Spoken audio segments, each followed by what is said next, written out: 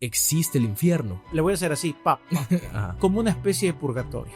Entonces si vos no sos cristiano no vas a entrar al cielo. Así es, tremendo error. Religión VIP.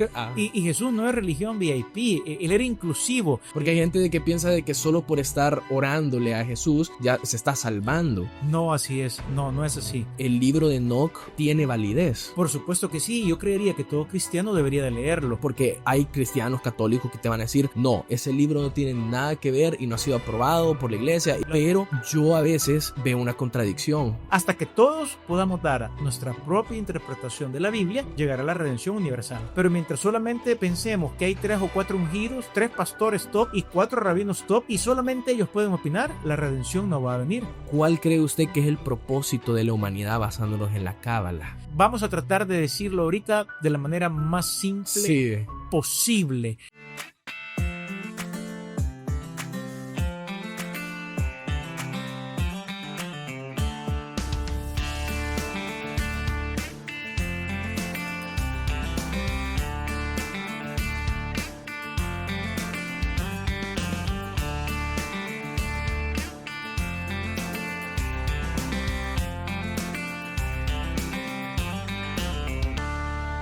Este episodio es gracias a Alieduco, una fundación que se enfoca en esparcir la palabra de Dios, más en estos tiempos de que hay tanta ignorancia espiritual o que a la gente ni siquiera le interesa acercarse a Dios.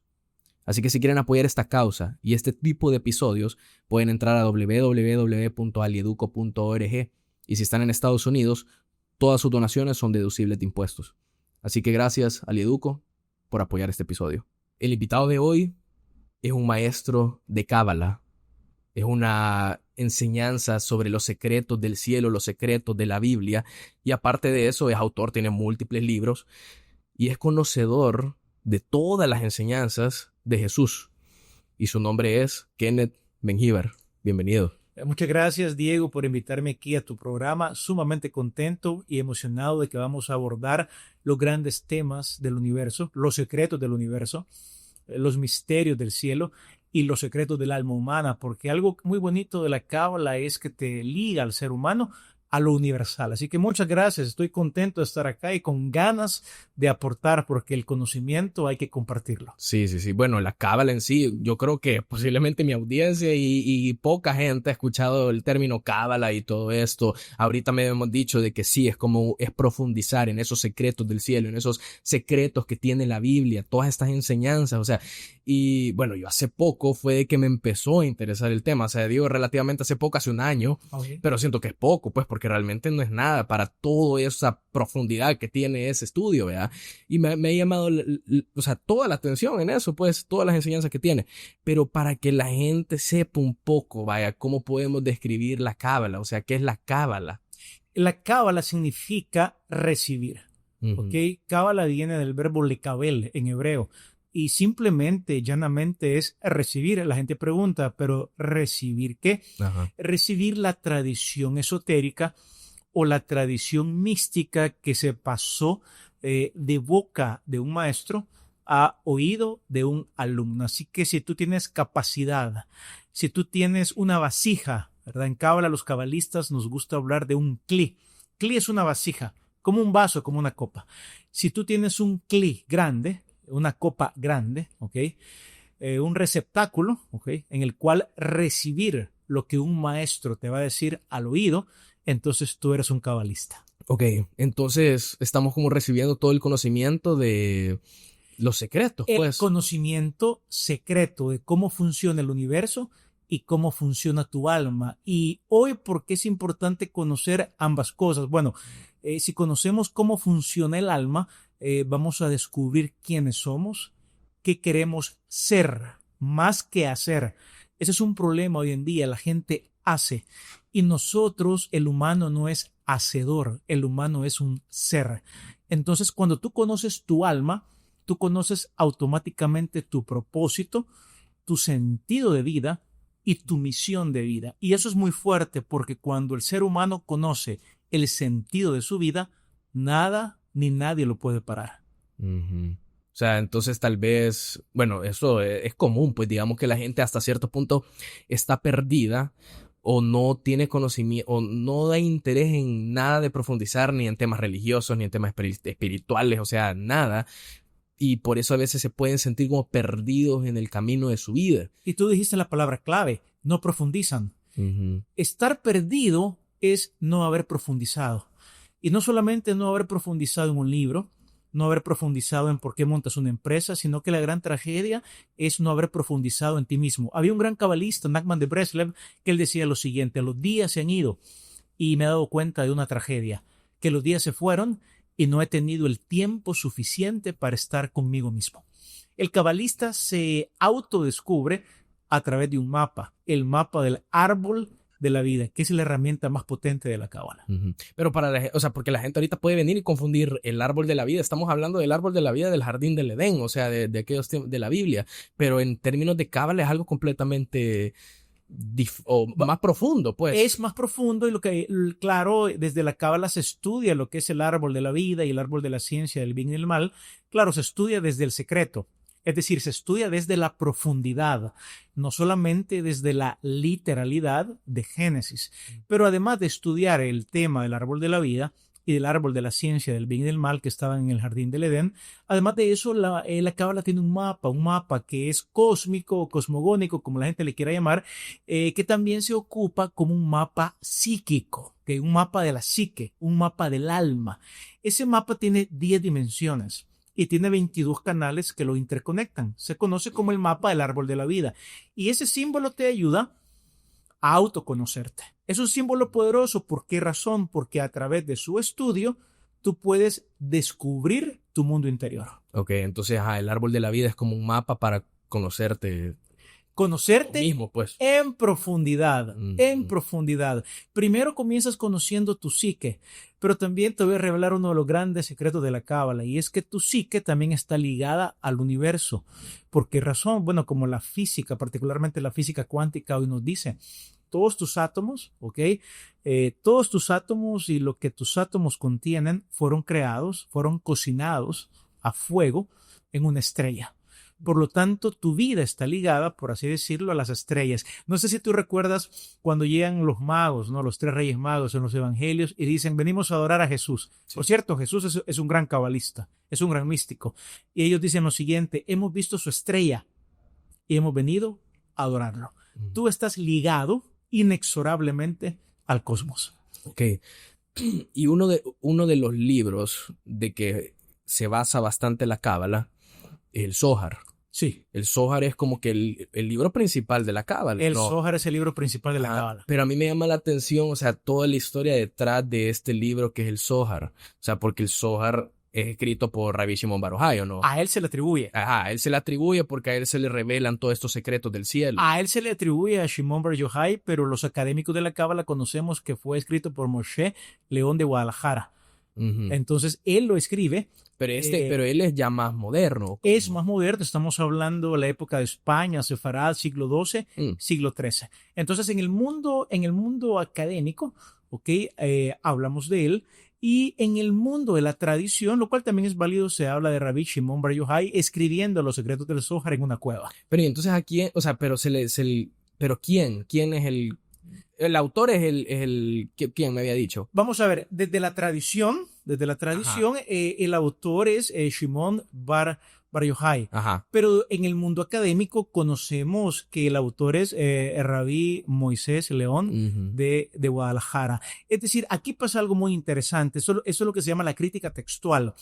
Cuando vamos a los primeros libros de Génesis, la tradición nos dice de Génesis, del Pentateuco o de la Torá, como le llama el mundo hebreo, la tradición nos va a decir que son los primeros 5 libros de la Biblia. Correcto, los primeros 5 libros de la Biblia. La tradición te dice que son atribuidos a Moisés. Sí. Esa es la tradición. Y obviamente cuando uno se cría en una iglesia, tú atribuyes esos libros a Moisés. En el mundo académico, la crítica textual simplemente te va a decir, mira, no lo sabemos. Así como los evangelios. Tenemos el evangelio de Mateo, Marcos, Lucas y Juan. Y en cualquier iglesia, desde la tradición, vamos a decir, el evangelio de Juan lo escribió Juan. En el mundo académico la cosa cambia. en el mundo académico, ¿ok? Conocemos que Mateo, Marcos, Lucas y Juan son nombres que la tradición atribuye que escribieron los evangelios, pero no necesariamente fueron ellos. Sí. Pero entonces, todo depende de cómo se hable. De hecho, cuando la persona, con la cábala pasa algo, la cábala de por sí te abre la mente. Y cuando abrimos la mente hay un gran peligro, y es que los seres humanos somos dogmáticos. Entonces, para nosotros, o es esto o aquello. Por lo tanto, si alguien se siente incómodo al decir, no, pero yo siempre he creído que el Evangelio de Mateo lo escribió Mateo, bueno, si él es feliz pensando que el Evangelio de Mateo lo escribió Mateo, está bien. Pero en el mundo académico, el mundo académico tampoco pretende, vamos a ver, avergonzar a una persona. No, simplemente en el mundo académico, desde la crítica textual, conocemos que no fue Mateo. Okay. Lo mismo es con el Zohar. En el Zohar, incluso si tu tradición de la cábala se ancla firmemente en la tradición, obviamente hay personas que se ofenden cuando en un programa como estos alguien va a decir, mira, pero del mundo académico conocemos, ¿no? Que fue Rabí Moshe León de Guadalajara. Entonces la gente se ofende, pero yo no pretendo ofender a nadie, simplemente pretendo, la cábala es un conocimiento. Por lo tanto, desde la parte académica del rigor científico, el Zohar fue escrito en los siglos XII o XIII y no en los primeros siglos de la época cristiana, ¿no? Sí, sin embargo, si alguien quiere seguir creyendo eso, está bien. La cábala no es creencias, la cábala es conocimiento. Sí, y vaya, digamos, porque según la historia que yo conozco de Rabí Shimon, él viene y prácticamente escapa del Imperio Romano y se va a una cueva por 13 años. Correcto. Con sus hijos. Así es. Y ahí se le revela todo el Zohar. Correcto. Sí, ¿verdad? Correcto. Esa es la tradición. Ajá. Y la tradición es válida. Pero lo que dicen los estudios, los manuscritos, los textos, los eruditos, los que conocen, que, ojo, son estudiosos de la cábala. Y también quiero ser muy claro en esto. Vamos a ver. La cábala, la tradición de la cábala es hebrea. Judía. ¿No? Hebrea judía. Por lo tanto, en el mismo mundo hebreo tendremos especialistas académicos hebreos, que ellos mismos son los encargados de decir, este documento científicamente no se escribe por Rabí Shimon Bar Yochai. Es decir, vamos a ver, no es una controversia entre ellos, o sea, al final, desde el rigor científico, así fue. Aunque la tradición va a seguir afirmando que fue Rabí Shimon Bar Yochai, lo cual está sumamente bien. Sí. En la mística hebrea, simplemente en lugar de decir o esto o aquello, yo libremente te puedo responder, no como antes, que para mí yo decía, no, tú tienes que decirme cuál es la verdad. Bueno, la verdad es que en el mundo académico, desde el rigor, no fue Rabí Shimon Bar Yochai. Podemos leer a los grandes eruditos de la cábala moderna.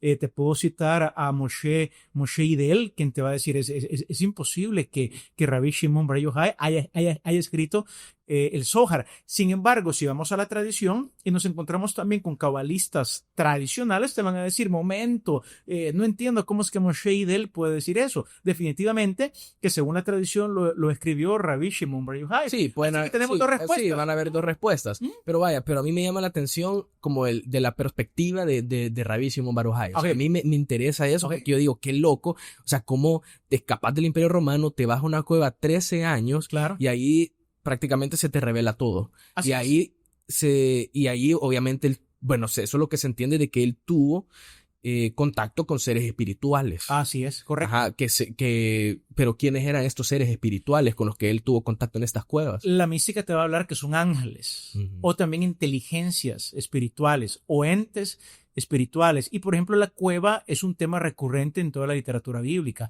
¿A dónde se le revela a Dios al profeta Elías cuando él va huyendo de Jezabel? Elías se mete en una cueva. Y tú recordarás la historia, primero escucha no recuerdo si un terremoto, luego había vientos huracanados, luego había también un terremoto, un fuego, y al final aparece una pequeña voz. Y en esa pequeña voz estaba el susurro divino. Estando en una cueva, entonces Dios le habla. En el caso de Rabí Shimon Bar Yochai, estando en una cueva, ángeles o inteligencias o entes espirituales de otras dimensiones o de otros universos, como le enseña la cábala, y en la cábala conocemos los nombres de los otros universos, le van a revelar a Rabí Shimon Bar Yochai el Zohar. El tema de la revelación es clave en la cábala.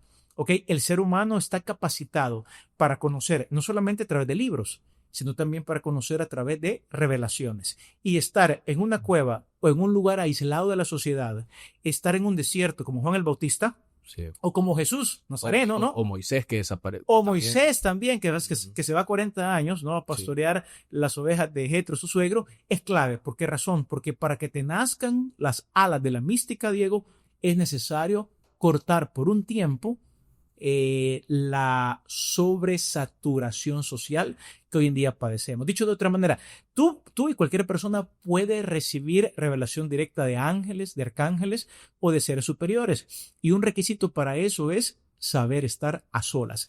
Lo voy a poner de otra manera también cuando hablamos de cábala.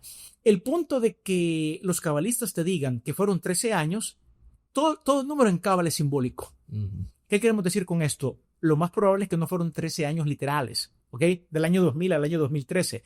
Lo que te quieren decir es que Rabbi Shimon Bar Yochai pasó un tiempo prudente en una cueva. También en cábala entra la gematria, el uso de números. ¿Qué quiere decir esto? 13 es el número ahavá, amor. También entre líneas te puede estar diciendo, cuando tú te encierras en un lugar y descubres lo que es el amor, en ese momento tendrás toda la revelación. Sí, y yo estaba viendo de que en esa situación, en ese momento, de que cuando él estaba en la cueva y todo esto, según se entiende, uno de los ángeles o seres espirituales con el que él interactúa bastante, en la cábala se le conoce como Metatrón. Claro, Metatrón. Ajá, pero este Metatrón se traduce como que era Enoc, ¿o no? Así es, de Enoc a Metatrón. Metatrón es Enoc transfigurado. Ah, o sea, Enoc era como nosotros lo conocemos cuando estaba aquí en la tierra, por así decir, pero ya se convierte en Metatrón una vez que ya pasa a ese mundo espiritual. Así es, una vez evoluciona. Una vez evoluciona. Tú también puedes evolucionar y llegar a sentarte en el trono como Metatrón. Ese es otro secreto de la cábala. Los seres humanos somos divinos. ¿Okay? Lo que pasa es que cuando nos vemos al espejo, vemos el primer nivel del alma, lo que se conoce como nefesh, ¿okay? El cuerpo animal. Pero si vamos sacando las capas que tenemos, ¿no? Que en la cábala es el nefesh, luego si te sacas esa capa, es como una cebolla. Te sacas lo que la gente ve de ti, tu alma animal. Luego llegas a tu alma emocional, el ruach. Si sigues tú investigando dentro de ti, vas a llegar a tu alma intelectual, la neshama. Si sigues tú investigando dentro de ti, vas a llegar al poder de la voluntad, el alma de nivel de la hayá, la fuerza vital. Y por último, te haces uno con la divinidad, el nivel de hayá. Y es importante lo que tú has tocado ahorita, porque la historia de Enoc, que yo creo que la audiencia la va a conocer porque aparece en Génesis, que dice el texto, Enoc caminó con Dios 300 años y desapareció porque Dios se lo llevó. Los rabinos o los eso es lo poco que sabemos de Enoc. Eso es lo que se sabe de las escrituras. En la Biblia. Pero vienen los rabinos, vienen los místicos, vienen los cabalistas y obviamente van a meter un montón de historias que se conocen en el mundo hebreo como un midrash. Son historias que te esconden de alguna manera la verdad. O mejor dicho, te la pintan de una manera que tú la descubras, porque la manera como un cabalista aprende no es como en Occidente, que un profesor te dice la respuesta. Un cabalista te dan información, te dan historias, parábolas, y tú tienes que saber en qué consiste lo que te están diciendo. Por lo tanto, Enoc camina con Dios y es merecedor por su tikkun o reparación de su alma, es merecedor de llegar a ser Metatrón. Solamente en pocas palabras sería como ser justo. Correcto, ser un sadik, ser un justo. Ajá. Pero ese es un nivel bien grande, ser Metatrón. ¿Por qué razón? Porque implica un cambio de forma, ¿ok? Una transformación. Por lo tanto, cuando llegamos a Jesús, pasa algo interesante con Jesús. Y aquí es muy importante entender algo, que cuando leemos a Jesús no lo podemos leer aparte de su contexto. ¿Ok? Si queremos entender en el monte de la transfiguración, ¿qué le pasa a Jesús cuando de repente sus discípulos lo ven que su cuerpo comienza a cambiar de forma? Lo ven blanco, sus vestiduras blancas. Aparecen dos inteligencias hablando con él.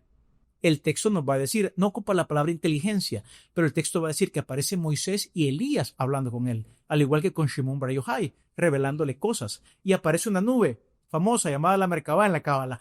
Por lo tanto, esa transfiguración, ¿ok?, está sujeta a que el lector diga, momento, está pasando lo mismo que de Enoc a Metatrón, un cambio de nivel de conciencia, de humano a divino. Y aquí vemos a un Jesús humano volviéndose tan divino, o revelando, mejor dicho, su divinidad, que el Padre dice, este es mi Hijo amado, a él escuchad. Ok, pero qué curioso, o sea, vaya, porque en la Biblia, cabal, o sea, nosotros solo conocemos esa historia corta de Enoch y ya no sabemos nada más según la Biblia, ¿verdad? Así es. La Cábala profundiza más en quién es Enoch, ya como Metatrón y todo esto. Pero entonces si él, digamos que tiene un nivel de importancia espiritual, ¿por qué hay libros? Vaya, por ejemplo, porque está el libro de Enoch, pero el libro de Enoch se le atribuye también a este Enoch, al mismo del que estamos hablando. Sí, se le atribuye a Enoch. Se le atribuye a él. Así obviamente, volvemos a lo mismo. Bueno, se le atribuye a él. Está bien, no, claro. Se le atribuye a él. Pero entonces, si Enoch es una figura tan importante, ¿por qué viene la iglesia y dice, y no incluye o no ni siquiera toma en cuenta el libro de Enoch? Porque la iglesia en los primeros siglos se separa de su raíz, que es el judaísmo. Así de simple. Y hablar de este tema, ¿en qué momento la iglesia decide cortar con la rica savia del olivo? Es decir, ¿en qué momento decide olvidarse de dónde viene, de cuáles son sus raíces? Eso nos podría llevar un podcast entero. ¿Por qué la iglesia decide ocultar su raíz hebrea, su raíz judía? Sí, pero ¿usted cree de que el libro de Enoch tiene validez? Por supuesto que sí. Por supuesto que sí. Yo creería que todo cristiano debería de leerlo, porque nos introduce a un tipo de literatura que en Cábala se conoce como literatura ecalótica, es decir, literatura de palacios. Enoch va ascendiendo a palacios, pasa de un palacio a otro, pasa de una esfera espiritual a otra. Y ese motivo es un motivo recurrente o una idea recurrente en todo el misticismo. De hecho, cuando tomas clases de Cábala y llegas a estudiar cómo meditar, ¿sí? Hay meditaciones que te llevan de palacio en palacio, al igual que Enoch, y cuyo fin es que tú veas también a Metatrón.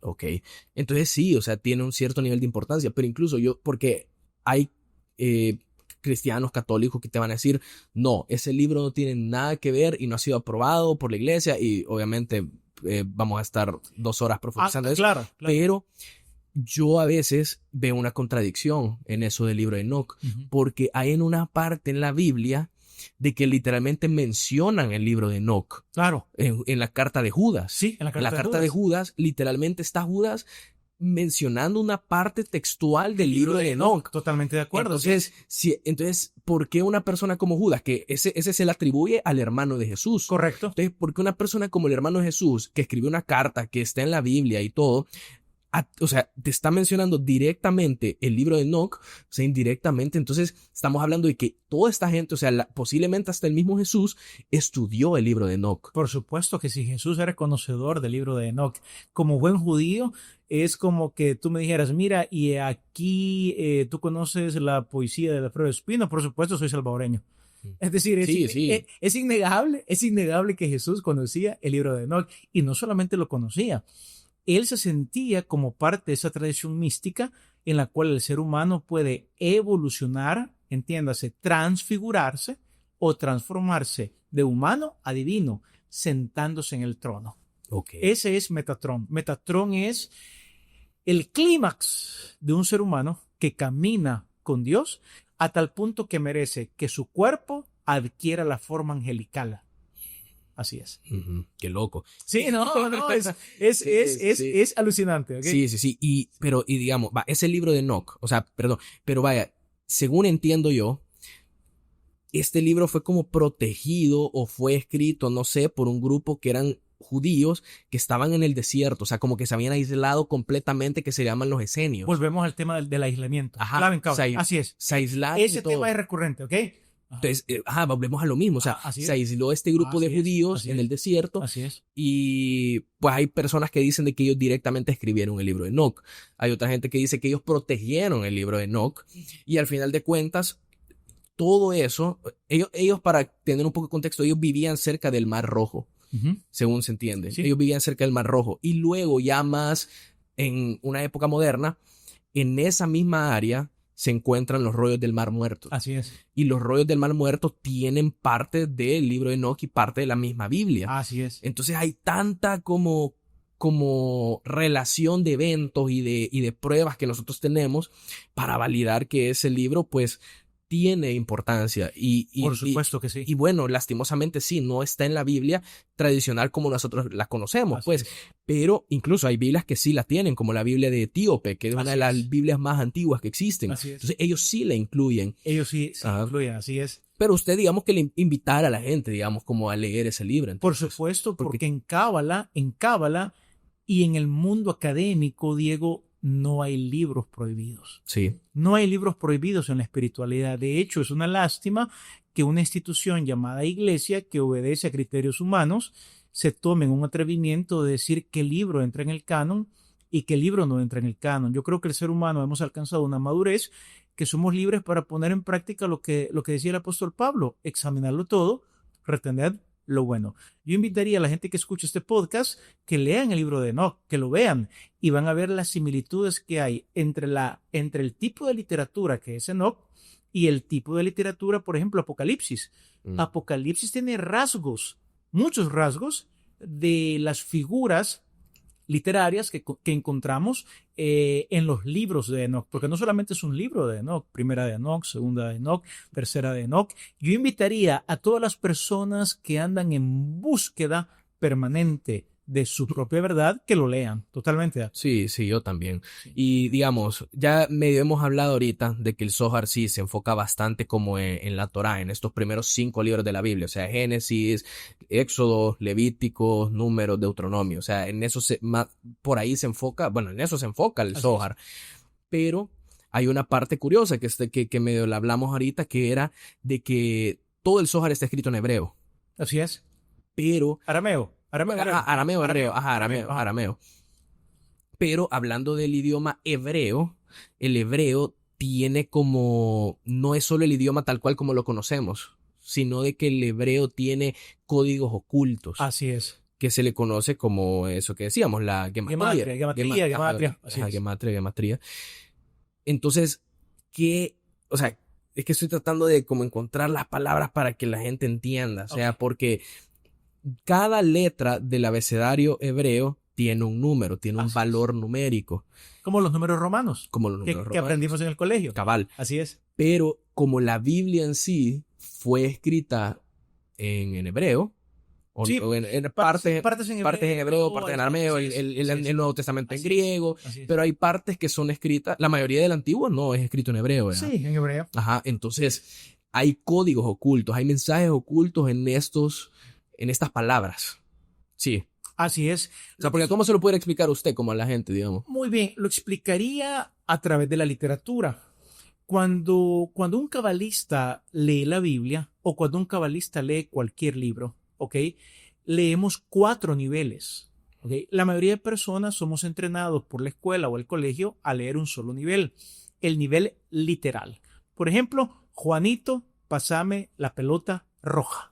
¿Y qué significa eso? Bueno, significa que Juanito, un sujeto, debe pasar, que hay un verbo, la pelota roja. Claro. O sea, no hay a dónde perderte. Pero en Cábala se trabajan 4 niveles. Está el nivel literal de lo que tú lees. Está un nivel al cual lo que tú lees está aludiendo. Y te pongo un ejemplo cuando vas a la Biblia. Cuando Jesús de repente está hablando y dice, esto es lo que dijo el profeta Isaías. Tienen ojos, pero no ven. Tienen oídos, pero no escuchan. Eso se llama una alusión. Es un remes en hebreo. ¿Está? Entonces, el literal y lo que alude tu lectura. Y siempre que un cabalista encuentra una alusión, se espera que tú tengas el contexto de a qué está aludiendo el pasaje para que tú lo entiendas. Dicho de otra manera, imagínate que tú estás en Estados Unidos y estás leyendo un artículo que se llama El Carbonero.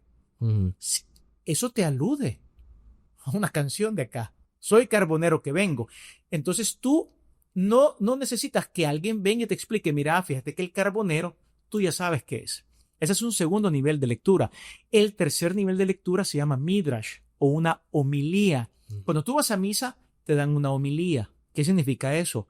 El cura que te lee, no te lee solamente lo literal. Él te da una interpretación de lo que lee. Sí, cabal. O te da la interpretación formal de la iglesia. Por eso se llama homilía. Ese es el tercer nivel. Y el último nivel es el sod, el secreto, la cábala, el sod, que es, ok, pero este texto en lo oculto en lo esotérico, lo que te está diciendo es esto. Y ojo, cuando tú estudias Cábala, al principio tú dices, pero yo no entiendo cómo es que esta gente puede leer que acá, en el principio, creó Dios los cielos y la tierra. Yo sí lo entiendo, pero ¿cómo es que el Zohar te le puede sacar 30,000 páginas a eso? Porque te leen desde el secreto. Y para leer desde el secreto, una técnica de muchas, Diego, es, tú vienes y Bereshit, que se llama en el principio, que la primera letra es una bet, vale 2. Ok, Bereshit. Vas con la segunda letra, B, que es una resh, ok, tiene su valor numérico de 300, ok, ya tienes 302. Entonces, a través de números, por decir algo, esa palabra al final tú la sumas y la suma te da 500. Ahorita estoy hablando en voz alta, no recuerdo ahorita cuánto es la suma, pero si te da 500 en el principio y de repente el verbo se hizo carne, tú sumas el verbo se hizo carne de Juan 1.1 y la suma de las letras te da 500, entonces obvio, momento, aquí hay una conexión.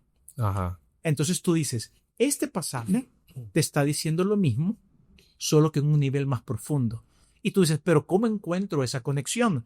Es lo que tú tienes que investigar, estudiar y decir, ok, encontré un secreto.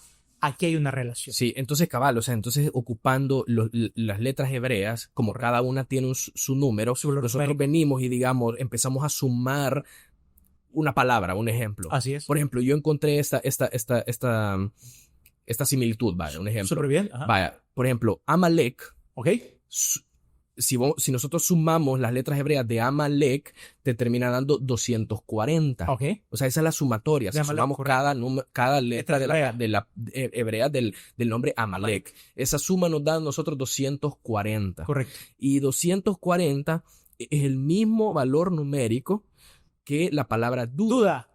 Ajá. Sí, los cabalistas juegan mucho con Amalek y la duda, correcta. Ajá. Entonces ahí es donde nosotros decimos, vaya, entonces ahí encontramos ahorita un secreto, un ejemplo. Correcto. Encontramos un mensaje oculto, que la palabra Amalek realmente significa duda, porque suman lo mismo con las letras hebreas. Totalmente, así es. Ahora, entonces cuando vienen en la Biblia y cuentan la historia de que el pueblo de Israel combatió contra los amalequitas. Y los atacaron por la espalda. Y los atacaron por la espalda y toda esta guerra que hubo en el desierto con los amalequitas, o sea, no era una guerra física, sino que era una guerra de que el pueblo de Israel tenía duda. Así es. Ajá. En el Sod, en el misterio, en el secreto, así es. Tal como tú lo has dicho ahorita.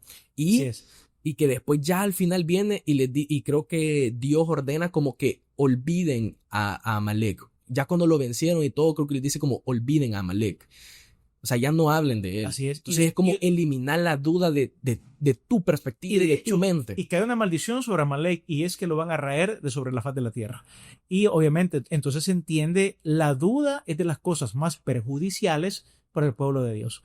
Quizás ahí también logramos entender que Jesús de Nazaret a cada rato decía, ¿por qué dudasteis?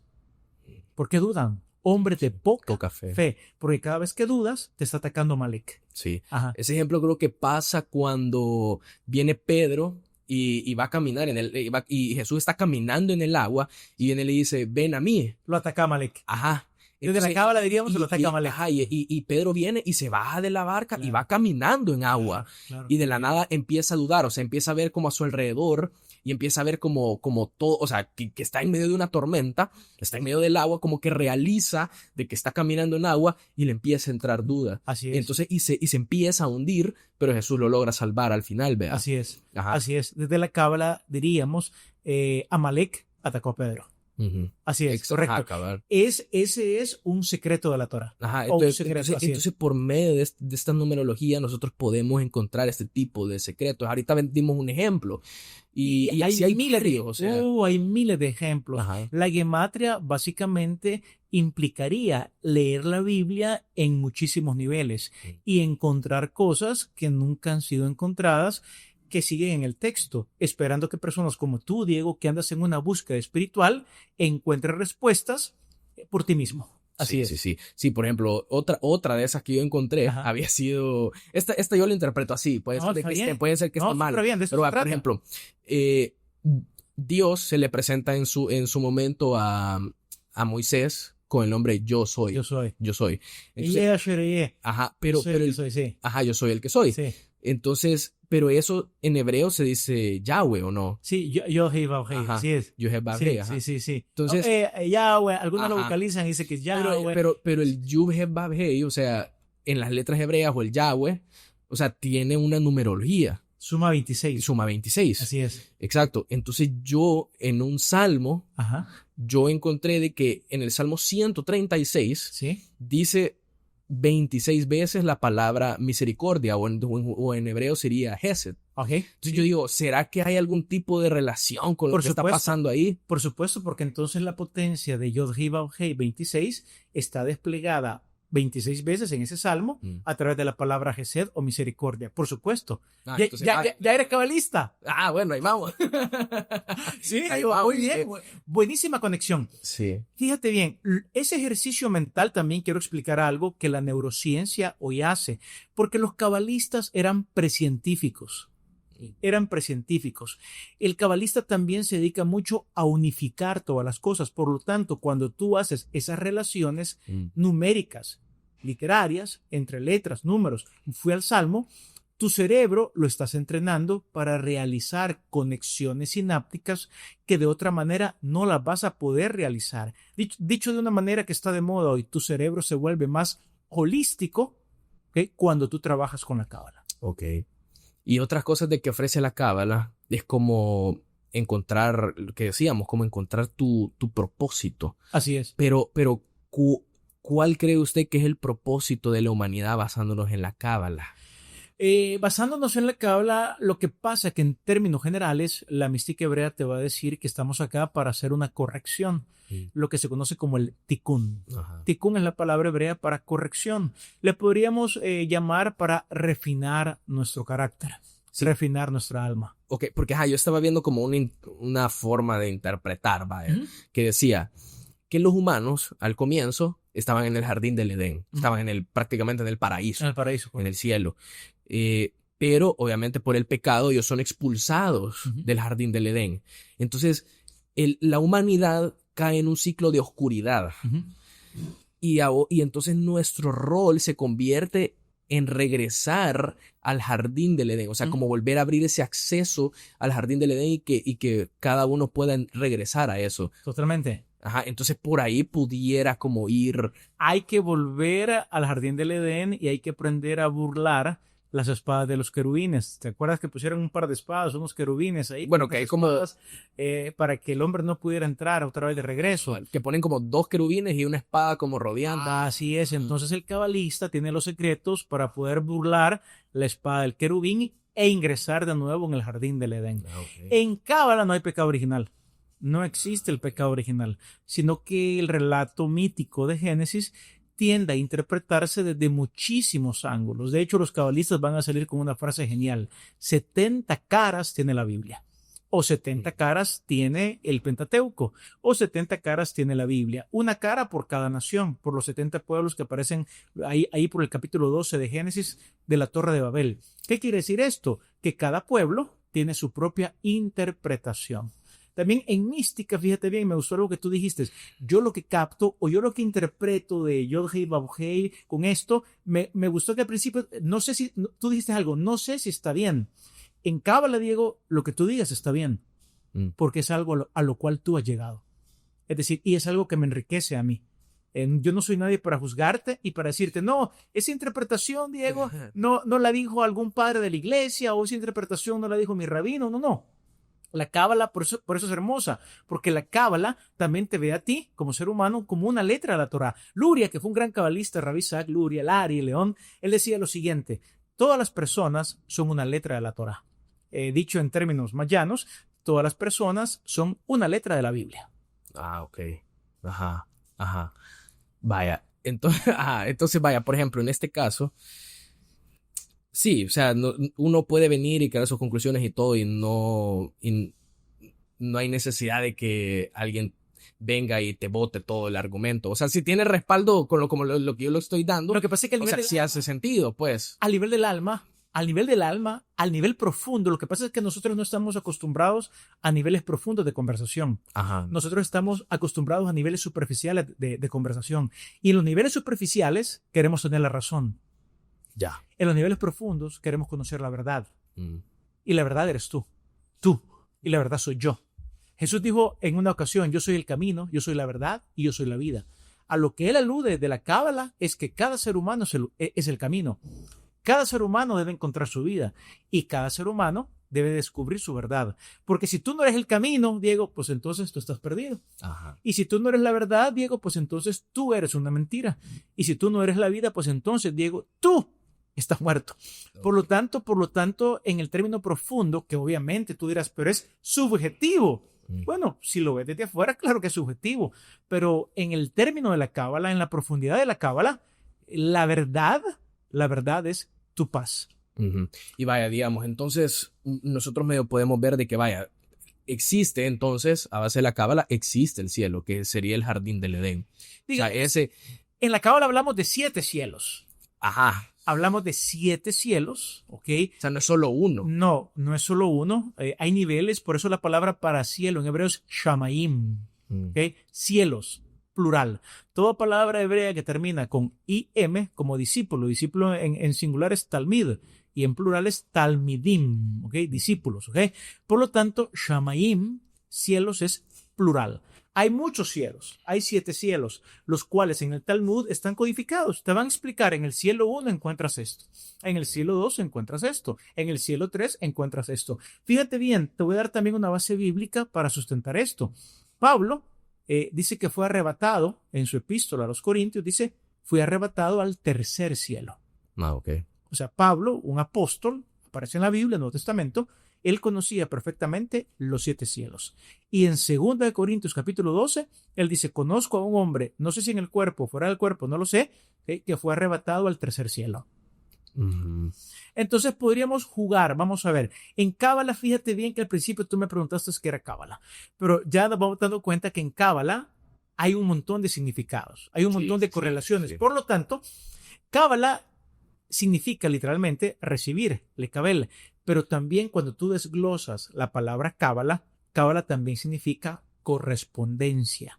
Muchos le van a llamar a la cábala la ciencia de las correspondencias. Entonces, cuando tú dices el jardín del Edén puede que corresponda a lo que unos le llaman cielos, sí. Y si tú dices, bueno, pero el cielo puede ser que corresponda a lo que el Talmud lo desglosa como en 7 cielos, la respuesta es sí. Y si alguien más dice, ¿y no será que el cielo también los hebreos le llaman el Olam Haba o el mundo del futuro, el mundo venidero? La respuesta es sí. En mística, tú no te casas con que solo hay una palabra para algo, sino que hay una correlación entre las palabras. Dicho de otra manera, todas las palabras en la profundidad tienen una raíz común. Todas. Sí. Entonces, sí, o sea, está el jardín del Edén, que sería el cielo, pero el jardín del Edén tiene 7 niveles. O sea, el cielo tiene 7 niveles. Desde la perspectiva mística, rabínica, sí. Sí, en términos normales solo es uno. Ya en términos te vas al cielo. Okay, correcto. Así es, pero hablando en términos así, cabalísticos y todo, entonces sí hay 7 cielos. 7 cielos documentados en el Talmud. Así es. Pero, por ejemplo, cuando nosotros morimos, ¿a dónde vas? Esa es una muy, pero muy buena pregunta. Aquí depende de varias cosas. Muy bien, en Cábala también, vamos a ver si la gente no se asusta ahorita, en Cábala también está lo que se conoce como la rotación de las almas. Que sería que una reencarnación. Así es, la gente le llama reencarnaciones, pero la palabra técnica no es reencarnar. En Cábala se le llama que el alma rota. Por lo tanto, depende del nivel de perfeccionamiento que tú has alcanzado. Si tú has logrado perfeccionar o refinar tus acciones, si has logrado refinar y perfeccionar tus emociones, tus ataques de ira, tus ataques de violencia, la lujuria, si tú has logrado perfeccionar, fíjate bien, no ser perfecto, sino grados de perfectibilidad, ¿okay? En tu carácter, en tus pensamientos, ¿okay? En lo que tú piensas, ¿ok? Si logras un tikkun completo, se dice que eres un justo, un sadik, y por lo tanto asciendes a uno de los 7 cielos. Pero si tú no logras un refinamiento, una purificación, como la carta a los hebreos dice, un perfeccionamiento, o sea, una rectificación, entonces el alma necesita volver a rotar. ¿Y para qué rota? Para poderse elevar. Porque en Cábala, fíjate bien, las almas hemos encarnado y tenemos un cuerpo de carne y sangre, ¿ok? Un nivel nefesh, tenemos un cuerpo para poder elevarnos. Por lo tanto, pasamos a la siguiente vida, al cielo, si le quiere llamar así, con el nivel que hemos alcanzado. Ajá. Entonces, pero vaya, digamos de que si una persona en su vida, digamos que no pudo corregir como estos errores humanos, vaya, como por ejemplo la ira, el ego, el miedo, o sea, todas estas cosas, la duda, o sea, todo si una persona en sus 80, 90, 100 años de vida no logró como reparar todas esas cosas, va a llegar, o sea, cuando muera, así es, va a tener que encarnar en otro cuerpo. Así es. Ajá, y entonces, esto lo que explica es por qué un montón de personas van al psicólogo o al psiquiatra pensando que están locas. Porque de repente están en un lugar y dicen, hey, yo me acuerdo de este país. Yo nací en este país. Hey, yo conozco a esta persona. Yo me he topado con esta persona y yo siento que tengo años de conocerla. Y la conocí ayer. Porque el alma, muchos recuerdan sus vidas pasadas.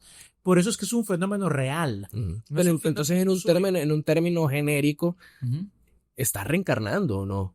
Todos estamos rotando. Ajá. Así es. Así como todo en el universo rota.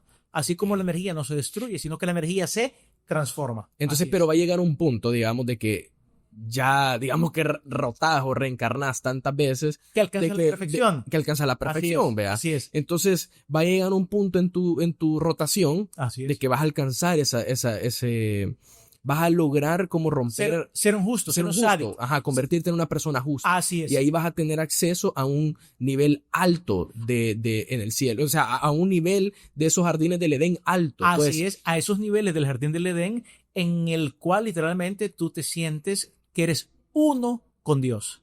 Y esto porque es importante, porque el mayor exilio que hay en el ser humano, y por eso en la Biblia hay un montón de exilios. Veo que tú eres lector de la Biblia y por eso cada vez que el pueblo de Dios, Israel, pecaba, transgredía la Torá, los 10 mandamientos, ¿no? Se iban al exilio. Estuvieron exiliados en Babilonia, ¿ok? Luego vino el exilio griego, ¿verdad? Egipto fue un exilio. Luego el exilio de Roma. Por lo tanto, el mayor exilio que hay, ¿okay? Es el exilio que el alma siente de Dios, el cual es ilusorio. El ser humano siente que está separado de Dios. Yo me siento en exilio, por eso la gente dice, yo me quiero acercar a Dios. Eso es una ilusión. Siempre estamos pegados a Dios. Lo que pasa es que tenemos tan bajo nivel de conciencia, ¿okay? Divina, que nos sentimos separados. Por lo tanto, a medida uno va refinándose, lo que sucede es que tu nivel de conciencia crece. Y el último nivel, o el paraíso, bueno, o sea, ¿qué es el paraíso? ¿Qué es el último nivel? El último nivel es sentir, experimentar que no hay ninguna división entre tú y Dios. O sea, ese es el cielo. Son con la luz. Uno con la luz. Por eso Jesús de Nazaret en Juan 17 decía, él oraba, Padre, que todos sean uno, como tú y yo somos uno. Yo oro para que ellos, en aquel día escatológico, ellos se den cuenta de que yo estoy en ellos, en mis discípulos, que ellos están en mí y que tú estás en mí. En Cábala eso se llama la conciencia Aleph, la primera letra del alfabeto hebreo, que vale uno, porque el mayor placer que hay en la vida, Diego, es sentirte uno contigo, uno con tus padres, uno, si es que tienes pareja, uno con tu pareja, sentirte uno con el planeta Tierra, sentirte uno con la gente. Ese es el cielo. Cuando tú ya no estás exiliado de ti mismo ni de los demás. Okay. Ese es el cielo, en Cábala. Sí. Ser uno con todo. Pero, vaya, yo estaba viendo una parte en la Biblia que viene Jesús y dice, estaba hablando una historia sobre un rico y un pobre. Sí. Entonces dice, el rico ahorita está en el seno de Abraham, dice. Sí. Así lo describe. Sí. Pero entonces el seno de Abraham, como yo lo he entendido, es uno de esos 7 niveles del cielo, del jardín del Edén. O sea, el seno de Abraham. Pero yo lo interpreto como que el seno de Abraham es una de las partes más altas, porque él ya era considerado un justo. El seno de Abraham ya es un lugar donde están los justos, donde está gente como Moisés, como el rey David, o personajes así. Y ese, si nos vamos al árbol de la vida, pero eso ya es como profundizar un poco más, sería como estar en Gesed, ¿no? Sí, ahora, el Seol es un lugar, vamos a ver, es un lugar simbólico es un lugar en el que en el Tanaj es la palabra hebrea para Antiguo Testamento. Un cabalista no le va a decir el Antiguo Testamento, le va a llamar el Tanaj, que básicamente significa la T por Torah, Tanaj, la N por los profetas, Neviim, y la J por los Ketubim, ¿okay? Los escritos. Por ejemplo, es un acrónimo, ¿okay? Tanaj. Por lo tanto, en el Tanaj se hablaba del Seol, que era donde el alma iba luego de morir. Y en la parábola de Jesús había un rico y estaba Lázaro. Por lo tanto, van al seno de Abraham, pero había una separación, ¿te recordás? El rico estaba como separado, ¿no? De Lázaro, ¿no? Y entonces los que estaban de un lado no podían pasar al otro. Entonces, era un lugar mítico a donde el justo encontraba reposo, o el alma del justo encontraba reposo después de morir. Vamos a ver si lo logro poner de esta manera. Es un lugar simbólico a donde el alma del justo iba a reposar después de la muerte y en ciertas corrientes. Pero a medida que la revelación bíblica o la revelación de la Cábala va avanzando, resulta ser que hay diferentes maneras de llamarle. Otra vez volvemos a una idea fundamental de Cábala: correspondencias. El seno de Abraham puede corresponder a un montón de cosas. Lo peor que puedo hacer yo en Cábala es ser dogmático. ¿Y qué es ser dogmático? Ser dogmático es una persona que dice: el seno de Abraham, 2 puntos. Es tal y tal cosa. Eso es ser dogmático. ¿Okay? Es casarte con un concepto. En Cábala no te casas con un concepto, porque ya dijimos, cada nación o cada concepto o la Biblia tiene 70 caras. Por lo tanto, una tradición te puede hablar. Podemos hablar del seno de Abraham exclusivamente de lo que te dice la Biblia. Podemos acá sacar una concordancia y trazar todas las veces que aparece el seno de Abraham. ¿Qué? 40 versículos. Y saquemos el mínimo común denominador. ¿Ok? Y sacamos una conclusión. Pero también podemos ir a todas las historias o el Midrashim del pueblo hebreo o de los cabalistas, que hay volúmenes enteros diciéndote que es el seno de Abraham. Y cada autor, como es en el mundo hebreo, bueno, se dice que a donde hay 3 judíos, hay 4 opiniones. Habrán 4 opiniones, 7 opiniones de qué es el seno de Abraham. Pero para que lo que nos escuchan puedan aterrizar en algo, el seno de Abraham representa un lugar de descanso para los justos. Ajá. O sea, como que cuando ya llega un punto de que un justo muere, así es, puede descansar en el seno de Abraham. Y en ciertas corrientes teológicas protestantes se dice que con la muerte de Jesús, el seno de Abraham se trasladó al reino, a los cielos. Ajá. Hay ciertas corrientes que te afirman. Sí, ajá, sí, es verdad. O sea, no nos podemos venir y casar con un concepto, vaya, porque, así es. Porque de la nada, ahorita estamos hablando de esto, pero el otro año de la nada aprendes otra cosa sobre el mismo tema, pues entonces no te puedes casar con algo. Vaya. Así es. O la iglesia sale con la idea, mire, así como nos hablamos del purgatorio, ya no existe o ya no existe. Ajá. Me explico. Tenemos que estar abiertos a que la revelación es progresiva. Sí. Por eso no hay mejor cosa, Diego, en el mundo de la Cábala, que es lo que más me encanta a mí, es que el alma puede realizar su propia interpretación. Y se necesita que cada alma realice su propia interpretación, porque tu interpretación de la Biblia es necesaria para la reparación universal. Hasta que todos podamos dar nuestra propia interpretación de la Biblia, llegará la redención universal. Pero mientras solamente pensemos que hay 3 o 4 ungidos, 3 pastores top, ¿okay? 3 curas top y 4 rabinos top, y solamente ellos pueden opinar, la redención no va a venir. Porque la redención consiste en armar un cuerpo, ya sea el cuerpo de Cristo o la iglesia, ¿no? La quejilá, la asamblea, ¿no? ¿Okay? Entonces, en la asamblea, todos tenemos voz y voto. Esto parece política, ¿no? Aunque en mística no hay política. Pero lo bonito de la mística es, yo necesito el punto de vista del otro. Porque me complementa, no me ataca. Me complementa. Sí, es cierto. Yo creo que, y eso fue uno de los errores que Jesús señaló en su momento. O sea, porque estaban todos estos maestros de la ley, todos estos fariseos, de que tenían prácticamente, literalmente, como que una asamblea legislativa, pero de política de poder. Sí, se llamaba el Sanedrín. Sí. Entonces en el Sanedrín habían 71 miembros, si no me equivoco. Entonces en el Sanedrín 70 más el sumo sacerdote, sí, 71, sí. Entonces habían 70 más 1, 71. Y ellos llegaban como a un acuerdo de cuál era la interpretación correcta de la Biblia, llegaban a cierta... de eso era, se iban a argumentar como que qué leyes habían que seguir, cuáles no, qué interpretar, qué no, o sea, Sí, así se es. hizo bien político. Sumamente político. Y eso pues fue de las cosas que vino a señalar Jesús. Entonces ahora en día nosotros podemos estar cometiendo los mismos errores, o sea, escuchando ciertas versiones y cerrándonos a esas interpretaciones. Así es. Lo que más me gustó del estudio de la Cábala es que pude entender que tengo el privilegio, tengo el derecho, tengo la prerrogativa de poder llegar a mis propias conclusiones. Uh-huh. Y que, ¿cómo sé que mi conclusión es verdadera? Porque tengo paz. La verdad última solamente es de Dios. Pero la verdad en los mundos inferiores o en este mundo terrenal se traduce, Diego, en que tú sientes paz. Y contra tu paz, o sea, ¿quién te va a sacar de que tú sientes paz? Nadie. Sí, cabal. Y ahorita ya hemos hablado un poco como que del lado de los cielos, del jardín del Edén, de estos niveles que hay, de que uno puede acceder a ciertos niveles. Y eso depende de qué tan justo sos, creería yo. Pero ahora, ¿existe el infierno?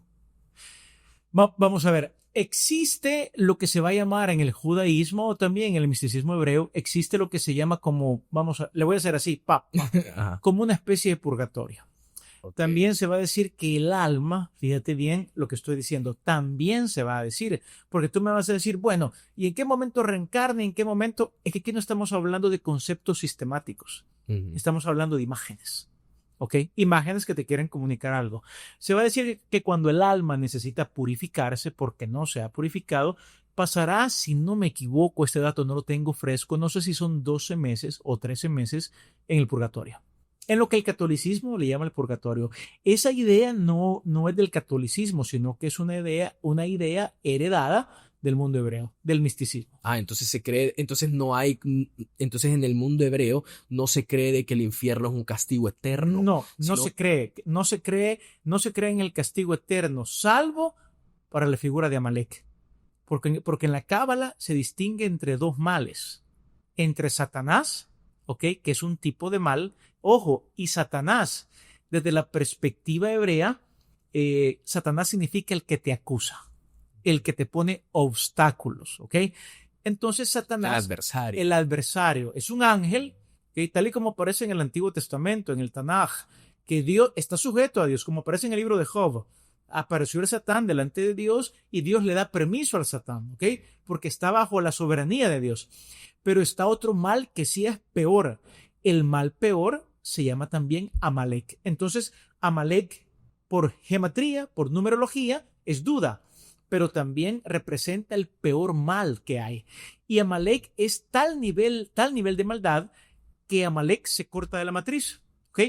Su nivel de maldad es tal que por regla general se termina suicidando, ¿ok? No soporta ni su misma maldad. Por lo tanto, para Amalek podríamos ponerle en términos soteriológicos de la teología protestante, católica, para Amalek no hay salvación, si le queremos llamar así. Sí. Entonces, Amalek es un concepto que en el cristianismo no se tiene, porque tú ves que el máximo mal es Satanás, no así en la Cábala. En Cábala, la máxima maldad es la maldad del nivel de Amalek. Ok, pero ¿y eso en qué categoría entraría? O sea, como que ya pues, porque yo estaba viendo, hay ocasiones en la Biblia de que te mencionan como algo relacionado al infierno, por así decir. Sí. Pero también hay otras como explicaciones que te dicen el abismo. Sí. Entonces yo creo que, entonces sí, por ahí sería que va Amalek, por el abismo, ¿no? O sea, como desintegrarte completamente de la luz o separarte. Separarte completamente, desintegrarte completamente, sería lo que se llama en el judaísmo o en el misticismo hebreo la pena caret, ¿ok?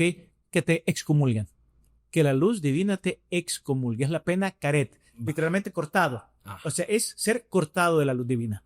Cortado sin posibilidad de volver a una reconexión. Entonces, vaya, digamos de que si en esta vida nosotros venimos y no reparamos ese tikkun o esa corrección de todos estos males, del ego, de la ira, del miedo, de la duda, o sea, si nosotros no reparamos todo eso, o sea, vamos a ir, según estas interpretaciones, vamos a ir a... ¿Cómo se le decía? No es infierno.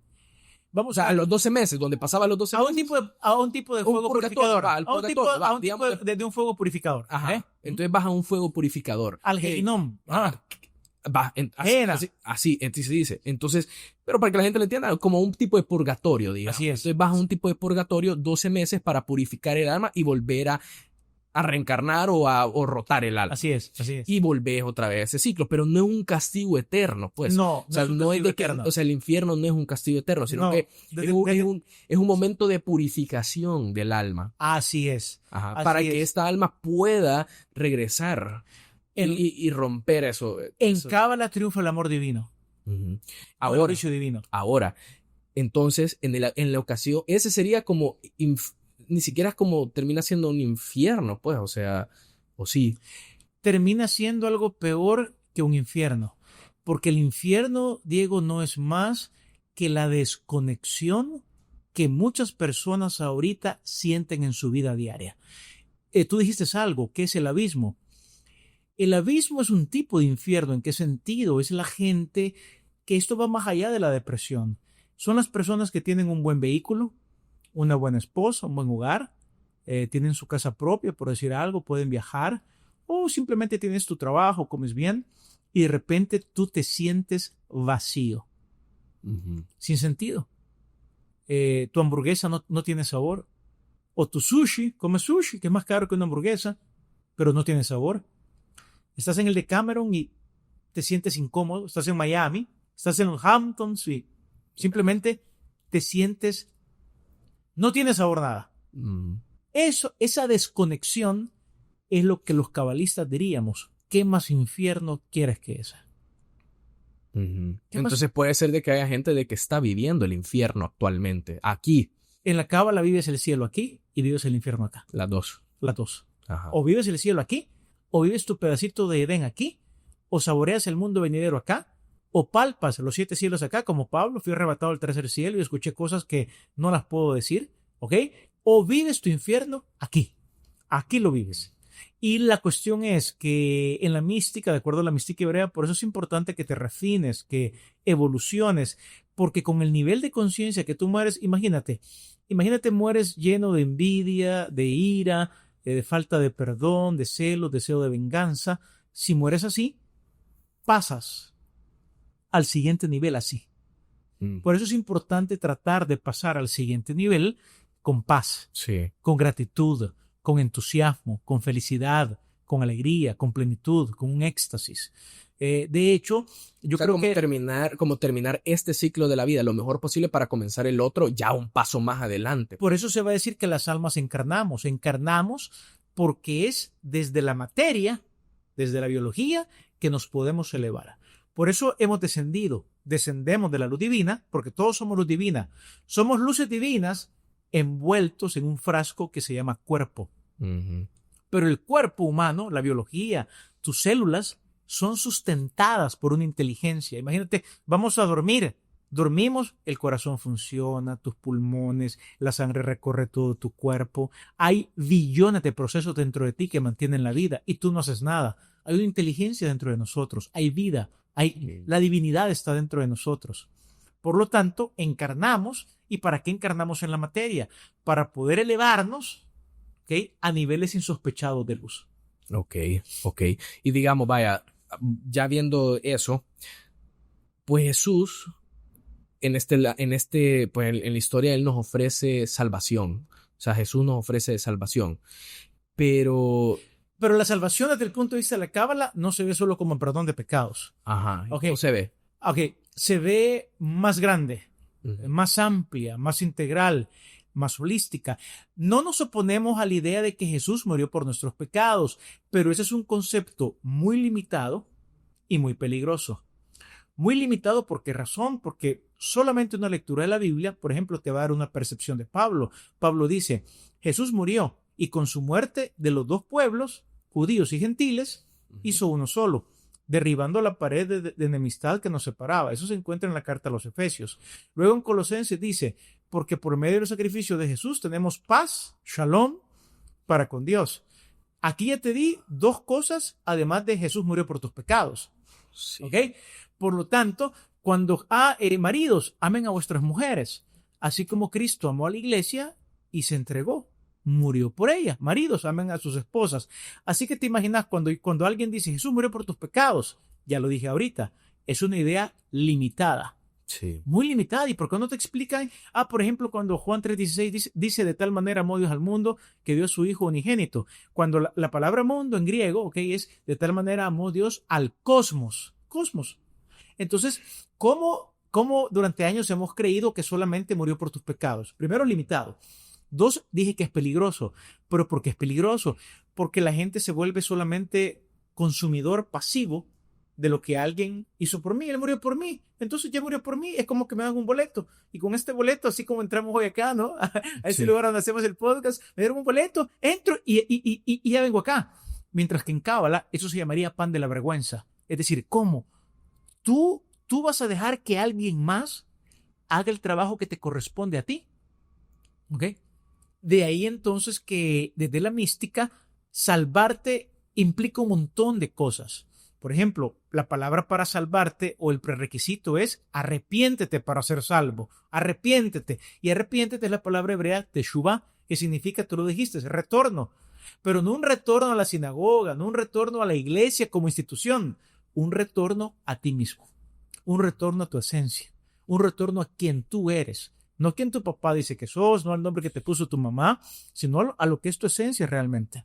Entonces, salvación es encontrarte con tu esencia, con el ser más profundo. Por eso Dios le dice a Moisés, cuando Moisés le pregunta, mira, ¿y quién le voy a decir yo a los hijos de Israel que me envía? ¿Cuál es tu nombre? Dile, yo soy. Ahora, imagínate esto. Llega Moisés, llega con los hijos de Israel y le dicen, Moisés, ¿y cómo se llama? Imagínate a Moisés diciéndoles, yo soy. ¿Qué les está revelando Moisés? La salvación es descubrir que tú eres divino. Tu origen. Okay. Esa es la salvación. ¿De dónde vienes tú? El verbo se hizo carne. Cuando pensamos que el verbo se hizo carne, solo pensamos en Jesús. Sí. El verbo también se hizo carne en ti. Tú eres el verbo hecho carne. Yo soy el verbo hecho carne.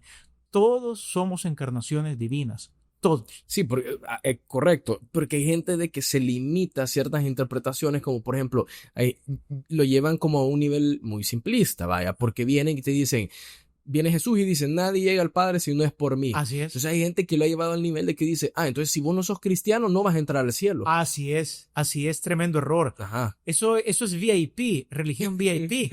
Y Jesús no es religión VIP, él era inclusivo. Y es interesante porque al final en Apocalipsis tú vas y lees que alrededor del trono, dice Juan, yo vi gente de toda lengua, tribu y nación. Y créeme cuando te digo que esa gente de toda la tribu, lengua y nación no compartían las mismas creencias. Sí. Pero sí habían descubierto todos su misma esencia. En el fondo, voy a ocupar palabras despectivas, solo para que lo entendamos. En el fondo, negros, chinos, en el fondo, todos somos luz. Porque todos venimos de la luz. Todos venimos de la luz, así es. Y estamos retornando a esa luz. A esa luz. Correcto. Sí, pero yo creo que también esas palabras de Jesús cuando él viene y dice, nadie llega al Padre si no es por mí. Okay. O sea, yo creo que también nos está enseñando a ser como él. O sea, totalmente. Como vivir en este mundo como él. O sea, no te lo reveló carne ni sangre. Es lo mismo que pienso yo y es lo mismo que piensan los grandes cabalistas. Sí. Te dio ejemplo. Ese es el camino. Entonces, por lo tanto, tienes que imitarlo. Porque si no lo imitas, pues entonces no llegarás al Padre. Sí. Pero no es lo que nosotros hacemos en Occidente, que es solamente tenemos que asentir intelectualmente. Sí, o sea, distanciándome del sujeto. Okay. Pone que Jesús está a 3 metros. Sí, yo creo que Él es el camino. Momento. Si tú no eres el camino, tú estás perdido. Okay. Si tú no eres la verdad, eres una mentira. Él te enseñó qué es ser camino. Él te enseñó qué es ser verdad. Él te enseñó lo que es la vida, ¿ok? Es como que después, lo último que faltó es que te dijera, imítame. Literal. Pero toda la Biblia te lo dice, Efesios capítulo 5, sed pues imitadores de Dios como hijos muy amados. Literal. Entonces tal vez siendo como Jesús, puede llegar a un punto de que nosotros podemos transformar nuestra alma. Transfigurarte como Él. La meta es que tú también llegas a tu propia mente de la transfiguración. Correcto. Siendo como Él, imitándolo a Él. Imitándolo a Él, siéndolo como Él, teniendo la ética de Él, la ética del reino. Pero no es orándole a Él y creyendo solo así ciegamente en Él. En Cábala no te salva lo externo, te salva lo interno. Porque hay gente de que piensa de que solo por estar orándole a Jesús ya se está salvando. No, así es. No, no es así. No, puedes invocarlo porque el nombre de Jesús es muy poderoso. Sí. De hecho, en Cábala se trata mucho también de invocar la ayuda de ángeles, la ayuda de justos, la invocación de nombres divinos, los 72 nombres de Dios, ¿no? Hay mucho material sobre esto, pero en mística se trata de que tú descubras la parte del Mesías, la parte del Cristo que tú llevas dentro. Pablo lo tenía claro cuando dijo, somos el cuerpo de Cristo, ¿verdad? Y Cristo lo pone, Él es la cabeza del cuerpo. Jesús es la cabeza de un cuerpo. Pero tú, Diego, tú a lo mejor eres el ojo derecho, ¿no? Yo soy el ojo izquierdo. El punto es que en esencia Jesús es como un hermano mayor. Pero nosotros la teología lo ha hecho como un excluyente semidios. Pero Jesús es tu hermano mayor. Y esta idea está en la carta a los Hebreos, que está en el Nuevo Testamento, cuando dice, y Él no se avergüenza de llamarlos hermanos, porque todos tienen un mismo origen. Hebreos capítulo 2. Lo que pasa es que son ese tipo de prédicas, son ese tipo de homilías que los pastores nunca enseñan.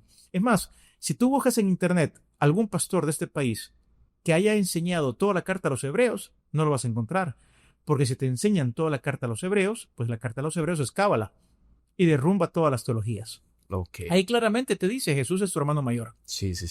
Entonces, entonces, digamos, porque uno de las misiones de este mundo, o de lo dice la Biblia, lo dice eso, es como llegar a un punto de una salvación colectiva, o sea, que todos nos salvemos. Totalmente. Ajá. Eso me gusta, lo colectivo, porque en Cábala se habla de cuerpo, se habla de uniones, se habla de unificaciones, y es mucho más grande lo colectivo que lo individual. Así es. Pero entonces será de que si cada uno empieza a ser como Jesús, a imitar a Jesús, va a llegar a un punto de que todos colectivamente nos vamos a salvar. Correcto, así es. Al final el amor triunfa y todos colectivamente, ocupando ese lenguaje cristiano, todos colectivamente haremos nuestra reparación. De hecho, San Pablo habla de eso en Romanos capítulo 11, cuando él dice, porque Dios sujetó a todos a la desobediencia, a todos, para tener misericordia de todos. ¿Cómo? Literalmente, Romanos 11:33. Y luego te dice, porque todas las cosas proceden de Él, existen por Él y para Él. La meta de la reparación universal o del tikkun olam, ¿okay?, de la reparación o del refinamiento, es que toda la creación vuelva a su origen. No solamente tú y yo estamos volviendo al origen de la luz, los planetas, las galaxias también están volviendo a su origen. Por eso Romanos 8 te va a decir, la creación misma aguarda con dolores de parto la manifestación gloriosa de los hijos de Dios, porque fue sujeta a vanidad. ¿Okay? La creación, el cosmos gime por la salvación. La salvación no es un concepto solamente humano. Habrá redención también para los animales. Isaías, el niño meterá la mano en la cueva del áspid, de la culebra, de la serpiente. ¿Okay? Y en todo mi monte, dice el Señor, nadie se hará daño. La salvación es global, es holística, es terrenal, es galáctica. Sí, ¿y a dónde entra entonces? Si nosotros colectivamente nos podemos salvar, pero ¿a dónde entra todo esto con la segunda venida del Mesías? La segunda venida del Mesías es un tema, vamos a ver, vamos a tratar de decirlo ahorita de la manera más simple posible. Ok, el Mesías desde la Cábala viene en todas las generaciones. En todas las generaciones. Yo no sé si tú alguna vez has tenido la posibilidad de celebrar la fiesta de Pascua o de Pesach. Sí. Okay, desde la perspectiva hebrea. Llega un momento en la cena Seder, en el Seder de Pesach, en el que le vamos a abrir la puerta al profeta Elías, porque el profeta Elías es el precursor del Mesías. Y recuerda que en Apocalipsis, previo a la segunda venida, aparecen los dos testigos, Moisés y Elías, porque siempre ellos aparecen previo a que aparezca el Mesías. Pero eso pasa en todas las generaciones. Dicho de otra manera, el Mesías aparece en todas las generaciones. Lo que pasa es que no tenemos ojos para verlo. Voy a contar una historia para que lo podamos entender. Había una persona en el mundo hebreo, esta es una parábola hebrea. Viene alguien, una persona llamada Juan, y le va a preguntar a su rabino, maestro, le va a preguntar al profeta Elías, llega con Elías y le dice, profeta Elías, ¿cuándo vendrá el Mesías? Llámale la segunda vez, la tercera vez, aquí le podemos poner la enésima vez. ¿Cuándo vendrá el Mesías? Y le dice, el Mesías, ve a preguntarle entonces a la gente de Roma, los leprosos de Roma, ¿cuándo vendrá? Y él se va a preguntar, ¿cuándo vendrá? Luego regresa con el profeta Elías y le dice, Elías, estoy muy enojado. ¿Y por qué? porque los leprosos que se sentaban en las puertas de Roma me dijeron que el Mesías viene hoy. Entonces Elías se pone a reír y le dice, sí, el Mesías viene hoy, si escuchas su voz. Así termina la historia. Es ahí cuando Diego comienza a darse duro consigo mismo, con su intelecto, y decir, ¿qué significa esto? Que el Mesías viene hoy. Por eso en la Biblia esa frase, el día del Señor, y esa frase, el día de salvación, es hoy. Jesús con Zaqueo, hoy ha llegado la salvación a esta casa. En la Cábala no hay futuro ni pasado. En la Cábala vivimos en un presente continuo, que por eso hoy las corrientes de los gurús está en boga. Vive hoy, vive este momento, mindfulness. Si tú en mindfulness vives, descubrirás que Cristo viene hoy. Sí, pero por eso yo he escuchado a veces como rabinos que dicen, el Mesías ya está aquí. ¿Correcto? Así es. Por esa razón, por estas ideas hebreas, judías y de la Cábala, es que te dicen, el Mesías ya está aquí. Lo que pasa es que todavía no lo has visto. Lo que pasa es que te has perdido su venida. ¿Por qué? Porque lo voy a ocupar palabras llanas que a veces suena como un ataque de la religión. Tú estás espiritualizando la venida del Mesías. Podría decirse así, de manera llana, simple. Pero en verdad no es así. Es un concepto más profundo. Y es que el Mesías aparece cuando tú estás listo. Uh-huh. Entonces sí hace sentido, entonces al final, porque vaya, en términos sencillos es como va a llegar en la segunda venida de que todo, o sea, que prácticamente el cielo viene acá. O sea, el jardín del Edén viene aquí. Y me gusta esa idea, porque la gente piensa que el cielo es irse. No, el cielo y la tierra se van a unir. Ajá. Apocalipsis 22. Eso sería la segunda venida. Pero como el Mesías ya está aquí, entonces nosotros podemos venir y ya empezar a construir ese jardín del Edén aquí. Totalmente. Pero hasta que sea colectivo. Completamente. Por eso es importante que hubo un rabino que le preguntaron, pero para esto falta mucho, porque yo veo que las demás personas tienen un bajo nivel de conciencia, o un bajo nivel de espiritualidad. Y él dijo, la reparación universal, ¿ok? O reparar todo el jardín del Edén, comienza con la reparación de una sola persona. Sí. Comienzas tú, comienzo yo, comienza otro, comienza alguien que escuche este podcast, y cuando menos sintamos, juntos volveremos a reconstruir el jardín del Edén, que este es un gran secreto de la Cábala. El jardín del Edén está aquí, solo que no lo vemos. Sí, qué loco. Sí, no, pues se dice algo bien interesante que dice el Zohar, un pasaje emblemático, dice que los hombres, los seres humanos, buscamos el paraíso en los cielos y los ángeles nos voltean a ver y nos dicen, ¿cuándo se darán cuenta que el paraíso está en la tierra? Uh-huh. Sí, es como la misma controversia, o sea, pues en la historia de Adán y Eva, ¿verdad? Que es como le dicen, o sea, ellos fueron hechos a imagen y semejanza de Dios. O sea, y son como pequeños dioses, pues. Lo son, correcto. Y viene el maligno, o sea, Satanás, y les ofrece como ser como Dios.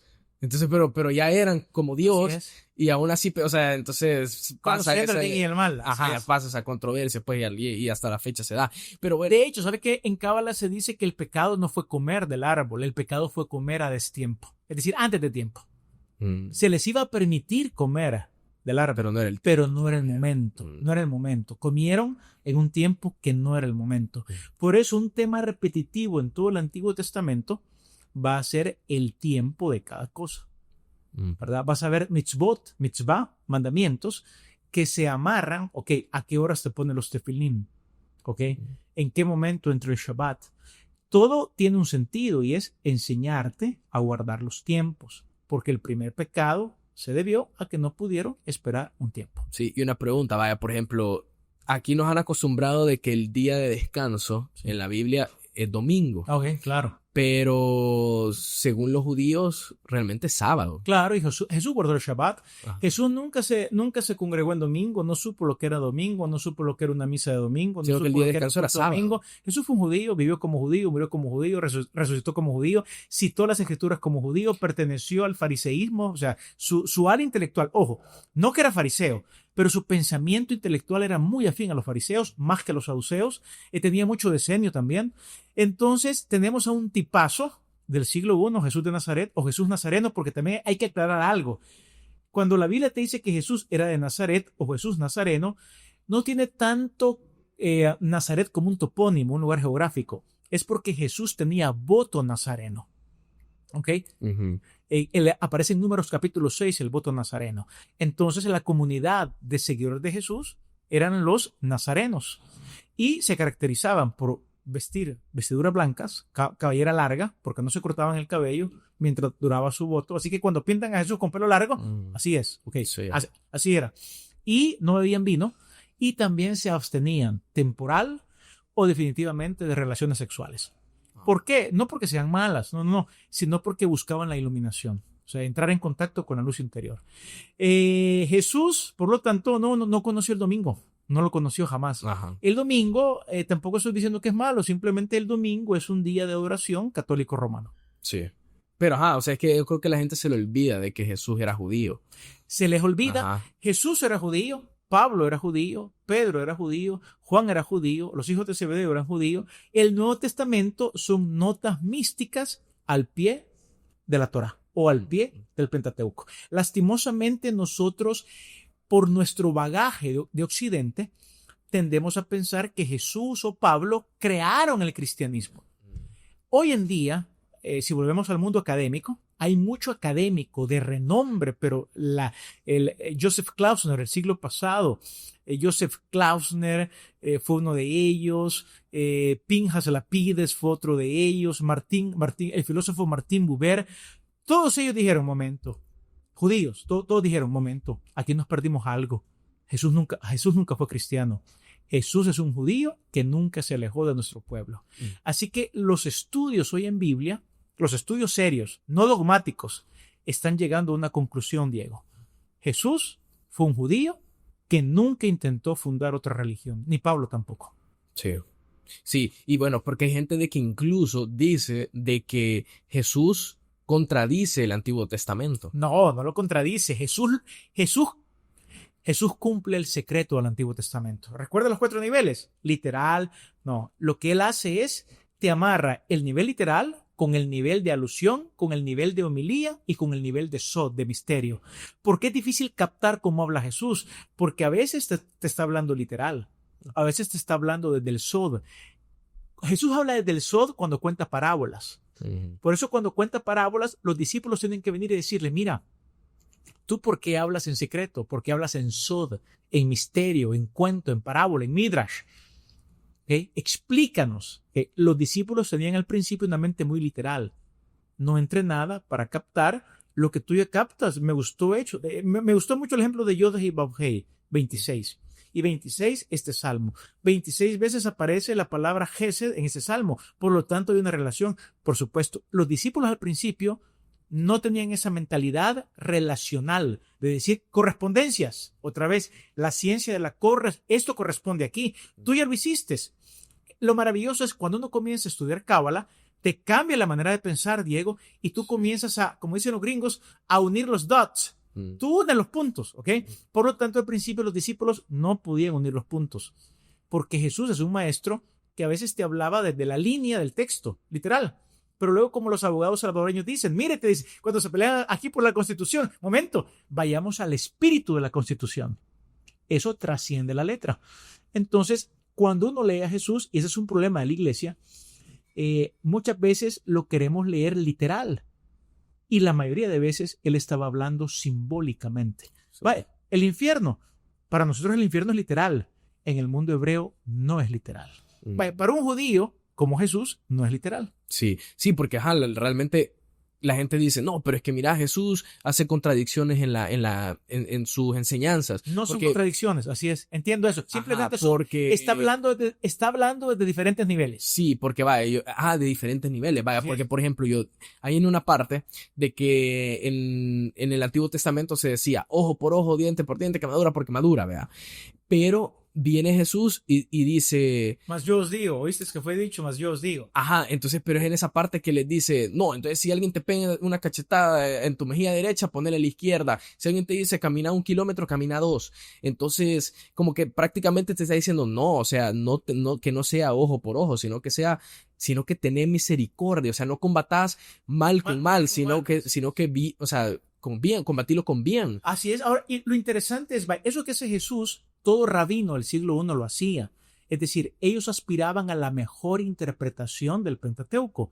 Dicho de otra manera, a mí me sorprendió, en el 2008 compré mi primera enciclopedia de estudios judíos del Nuevo Testamento, del Antiguo Testamento, mejor dicho. A mí me sorprendió que cuando leí lo que el judaísmo dice de ojo por ojo, diente por diente, yo lo fui a leer y te dice, este mandamiento no significa que si alguien te saque el ojo, no. Este mandamiento significa que un daño, si acaece un daño, la compensación debe de ser justa. Es una ley de indemnización laboral. Hey, perdió el ojo y él trabajaba con su ojo, pues el patrono que le pague de por vida, qué sé yo, $1,000 al mes, por decir algo. Es decir, los mismos rabinos hace años no lo tomaban literal. Esto es algo que la gente no lo sabe. Yo cuando compré eso dije, ¿pero cómo? O sea, ellos ya sabían que no era literal. Así es.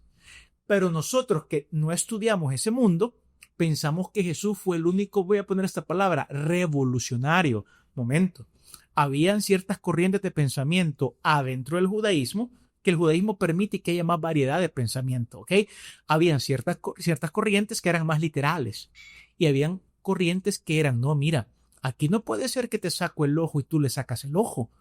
Aquí debe de ser algo de justicia. Por ejemplo, los celotes, ¿okay?, del Nuevo Testamento, guerrilleros, subversivos, ¿okay?, eran muy literalistas. Jesús tenía muchas partes, pero muchas partes de secreto, de sod. En los evangelios, cuando dice, le voy a revelar el misterio del reino de los cielos, esa palabra aparece como 100 veces en los evangelios. En parábolas les hablaba del misterio del reino. Eso significa los secretos de la cabra del reino de Dios. Por lo tanto, Jesús está dando su interpretación. No está anulando la Torá, la está enriqueciendo. Sí, porque cabal, o sea, yo también estaba leyendo que era como, ok, Dios es justo, pero es misericordioso. Claro. Entonces, Jesús, cuando viene y habla de esto del ojo por ojo, o sea, creo que nos está enseñando ese lado de misericordia, pero también te está diciendo como que, ok, sí, Dios es justo, porque de eso se habla en el Antiguo Testamento, de que hay que ser justo, o sea, de que una equivalencia, sí, por así decir, o sea, si vos hiciste un pecado, vas a recibir un tipo de castigo equivalente, vaya, pero no es rol. Por ejemplo, si viene Kenneth y me hace algo malo a mí. Correcto. Ok, o sea, usted va a pagar, Dios va a ver cómo hace justicia. Así es. Pero sí, no es rol mío. No. O sea, es rol de Dios, hacer así justicia a su forma. Así pero ¿cuál es mi rol? Ser misericordioso. Así es. Excelente interpretación. Así es, ser misericordioso. Sí, entonces, al final de cuentas, no contradice, sino que complementa. Complementa. Y de hecho, en el tiempo de Jesús había dos grandes escuelas que parecían antagonistas. La escuela de Shammai era muy estricta, muy de juicio. ¿Okay? Y la escuela de Hillel era más benevolente, más de compasión, más de gesed, como tú bien lo has dicho. Por lo tanto, Jesús era tan genial que se ubicaba al centro. A veces tendía a ser mucho como Hillel, muy compasivo, pero también a veces se volvía muy riguroso, particularmente con los fariseos, a quienes le llamaba hipócritas, ¿no? ¿Okay? Entonces Jesús tenía un exquisito balance. De hecho, en el mapa conocido como el árbol de la vida, en ese mapa tú tienes Gesed y tienes Geburá. Y en medio Tiferet. En medio Tiferet, correcto. Entonces se trata de estar en Tiferet. Y se trata, Gesed es tu mano derecha. Que es misericordia. Misericordia. El juicio, tu mano izquierda. Por lo tanto, hay un dicho bien bonito, porque tienes que usar las dos, pero siempre debe de triunfar más la compasión. Por lo tanto, se dice, por ejemplo, a los padres se nos dice, a los papás, con tu hijo, acércalo o abrázalo con la mano derecha. ¿Se entiende? Tu mano derecha es más fuerte, por regla general. Abrázalo con compasión. Y cuando lo tengas que alejar de ti, aléjalo con Geburá. Aléjalo siendo riguroso. Perdón, con la izquierda, que es más suave. El alejamiento tiene que ser suave. Que el juicio sea con la izquierda, suave. Pero que cuando des el abrazo de la compasión, lo des con la derecha. Había un rabino Cook, el cabalista Cook. Él decía lo siguiente, porque lo que cuesta también en cábala es equilibrarte. El tikkun no es más que equilibrar las 10 dimensiones del árbol de la vida, la sefirot. Entonces había un rabino, Cook decía lo siguiente. Igual, si yo puedo transgredir por exceso o por defecto, yo prefiero transgredir por exceso de Gesed que por exceso de Geburá. prefiero pecar por exceso de amor y compasión que por exceso de ser una persona muy rígida. Sí, cabal. Y sí, yo creo que por ahí, o sea, y bueno, incluso hasta el mismo Jesús viene en unas partes y dice, yo vengo a cumplir la ley. No a abolirla. Ajá. Y mientras haya cielo y tierra no quedará ni una yod de la Torah hasta que todo se cumpla. Así es. Con ese versículo tú puedes dar una respuesta muy buena a aquellos que dicen que Jesús abolió la ley de Moisés. No, no sí, es cierto. sí. Ahí lo dice. Sí, y hablando un poco de Jesús, o sea, porque en el Antiguo Testamento me acuerdo de que había un personaje misterioso completamente, que es mencionado pocas veces en la Biblia, pero se llamaba Melquisedec. Melquisedec. Ajá. Génesis capítulo 14. Sí, Ajá. pero Melquisedec es como aparece pocas veces, o sea, literal es mencionado pocas veces en la Biblia, pero cuando él aparece en la Biblia, se le aparece a Abraham. Se le aparece a Abraham y se conoce de que Melquisedec, él era el rey de Salem y sumo sacerdote, algo así. O sea, pero hay gente que interpreta como que Salem es abreviación de Jerusalén. Entonces como que Melquisedec era el rey de Jerusalén en ese tiempo. Y tiene una conversación con Abraham, sí. Y Abraham viene y le da como el 10% de lo que él tenía. Y por eso viene Melquisedec y lo bendice. Y más adelante, como en las profecías y todo esto, en un salmo aparece de que el Mesías va a venir a ser como de la misma clase sacerdotal que Melquisedec. Entonces, pero este personaje misterioso Melquisedec, ¿será de que pudo haber reencarnado como algún tipo de alma de él en Jesús? O sea, ¿cuál es el misterio ahí? De Melquisedec. Muy bien, varias cosas. Primero, lo interesante de Melquisedec, como tú lo has dicho, Melquisedec es la unión de un rey, el oficio de rey con el oficio de sacerdote, porque es Melqui viene de la palabra Malek, que es rey. Melquisedec de Sadik era rey de justicia y rey de la ciudad de Salem. Era rey de justicia y rey de paz, Shalom, paz. Por lo tanto, es una figura que unía al rey con el sacerdote, y era sacerdote. Y si tú recuerdas, en el Antiguo Testamento, en la Torá, en el Tanaj, estaba el profeta, el rey y el sacerdote. Lo interesante de Melquisedec es que, en un momento, en él se unían dos oficios. Era rey y era sacerdote. Lo otro es que la Biblia no te dice quién era su papá y su mamá. No te da su genealogía, a diferencia de Abraham, a diferencia de Noé. Hay un montón de genealogías en Génesis. Y lo curioso era de que él seguía el mismo Dios de Abraham. Correcto, al único. O sea, seguía a Dios, sí. al omnipotente, al uno, al sí. Shema Israel, Adonai Eloheinu, Adonai Ejad, al único, ¿no? Por lo tanto, lo interesante de Melquisedec encuentra en el Salmo 110 es que te dice, yo te he nombrado sacerdote para siempre según el orden de Melquisedec. Otra cosa, era un sacerdocio eterno, a diferencia del sacerdocio de Leví, que es un sacerdocio temporal, como lo sabemos, porque tiene un punto donde nace con los hijos de Israel. Ahora, cuando llegas a la carta a los Hebreos, por eso volvemos a la carta a los Hebreos, en la carta a los Hebreos pasa algo muy interesante. ¿Qué es lo que pasa en la carta a los Hebreos? Te va a explicar quién es Melquisedec, y te lo explica de manera bastante sencilla. El misterio de Melquisedec es que ella es un personaje que une al rey y al sacerdote. Lo otro es un personaje que puede ser sacerdote no por merecerlo en carne y sangre, por una genealogía, porque no pertenece a la tribu de Leví, así como Jesús, que es de la tribu de Judá. Y lo otro grande es que es un sacerdote que oficia en un templo no construido por manos humanas, que no es de esta creación, sino en el tabernáculo más perfecto. Como te dice Hebreos, te mete el cielo, el tabernáculo celestial. Por lo tanto, para que haya un sacerdote eterno, atemporal, que no muere, que no es de la tribu de Leví y que une el oficio de rey y de sacerdote, ese es, por decir así, ese es otro orden, es un orden superior. Mientras que el orden de Aarón no es que sea malo, porque también este es un problema. Nosotros desde el cristianismo decimos, ya que está este orden superior, entonces el orden levita no sirve. No, el judío no piensa así, el cabalista no piensa así. Simplemente es, mira, el orden terrenal, déjalo acá, no te molesta, no te hace daño.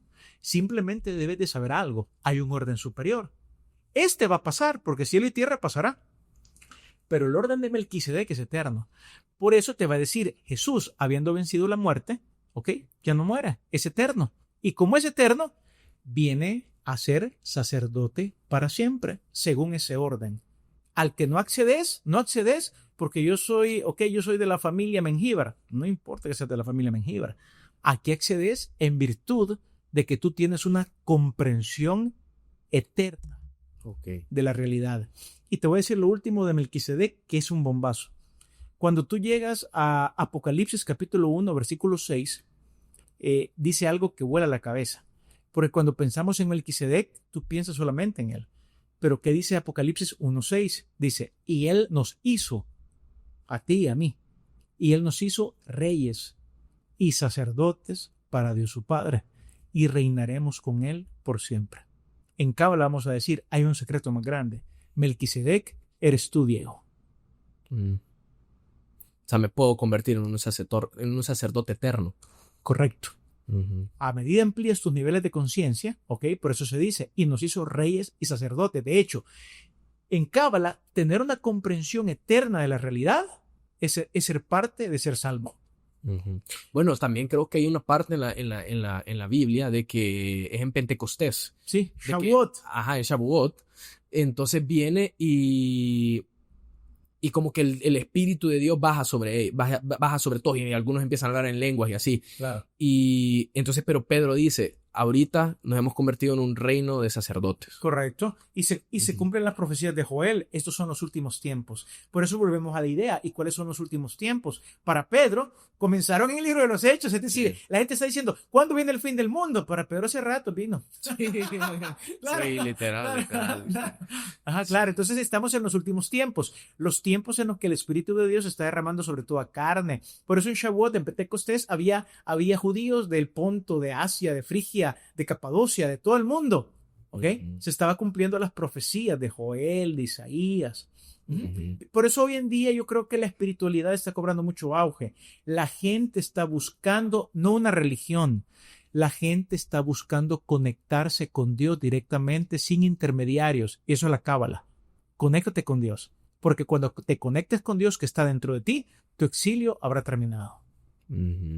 Sí, cabal, creo que eso del exilio y todo eso que hemos hablado, o sea, porque la historia del Éxodo se basa en eso, ¿verdad? De que es como el pueblo de Israel estaba en opresión. En opresión, claro. Y luego salen al exilio y todo, o sea, bueno, salen al desierto y todo, pero después vuelven a caer, o sea, siempre están como que son oprimidos, logran salir, van en el desierto o donde sea que estén y vuelven a caer y es un ciclo, o sea, el éxodo es como un círculo vicioso, pero la salida es ser como Jesús.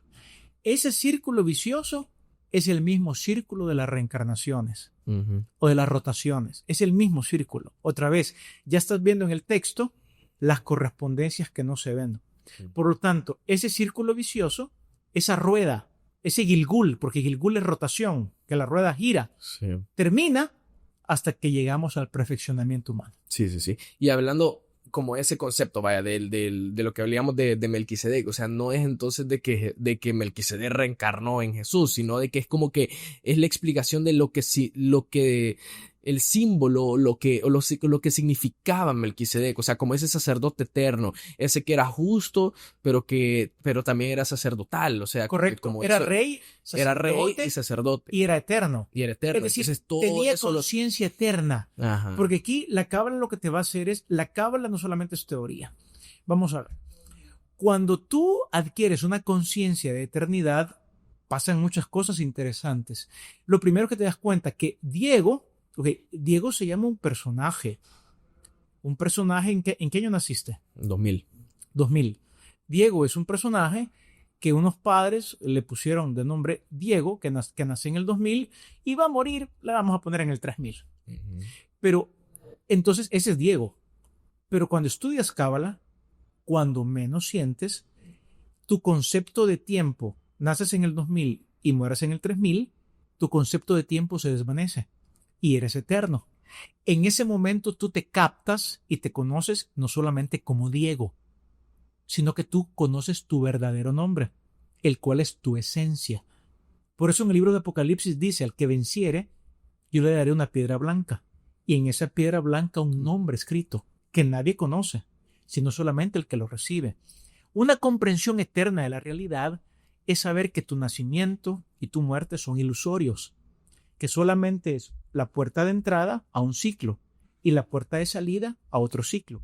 La puerta de entrada a un ciclo y la puerta de salida a otro ciclo, tal y como tú la ves en el Éxodo, en Babilonia, en Grecia, en Roma. Por lo tanto, la comprensión eterna de la realidad te abre la mente a trascender los años, la historia. En ese momento tú te das cuenta que el Mesías, por así decir, el Cristo, el Mesías, es un concepto. Aquí también la palabra concepto se cae. El Mesías es una idea eterna. Siempre ha estado entre nosotros y siempre lo estará. Porque es como hacerte una pregunta. Tú quieres un Mesías temporal. O sea, ¿quién en su sano juicio quiere un Mesías temporal? Si lo temporal es efímero. Uh-huh. Regáleme un Mesías eterno.